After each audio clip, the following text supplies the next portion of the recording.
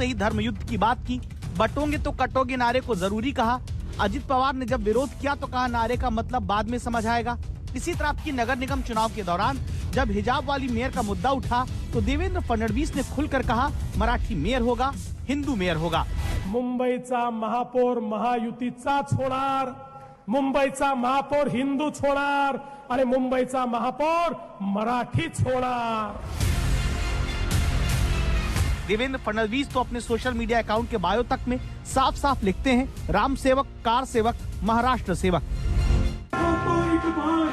देवेंद्र फडणवीस का जागो हिंदू गीत हर चुनाव में चर्चा में आता है, जो उन्होंने जनवरी 2024 में अयोध्या में राम मंदिर प्राण प्रतिष्ठा के वक्त महाराष्ट्र के एक कार्यक्रम में गाया था। जागो तो एक बार, जागो जागो तो, जागो तो एक बार हिंदू जागो तो।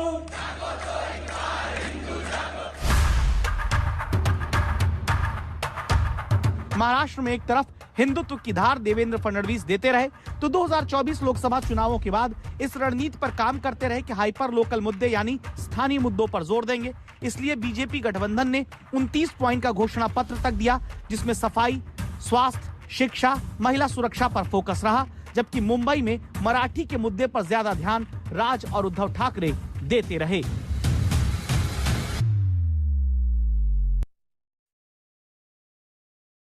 होता है गाने की कहानी और असली भाव इसी में होता है, क्योंकि वो गाने की नींव होता है। और इसी तरह की राजनीतिक नींव ठाकरे परिवार के लिए मुंबई का बीएमसी है, जिसे बाला साहब ठाकरे के राजनीतिक उदय का केंद्र माना जाता है।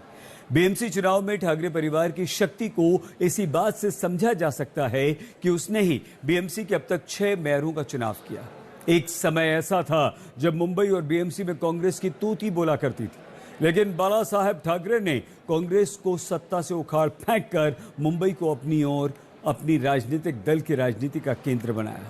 3 दशक बाद जिस किले की नींव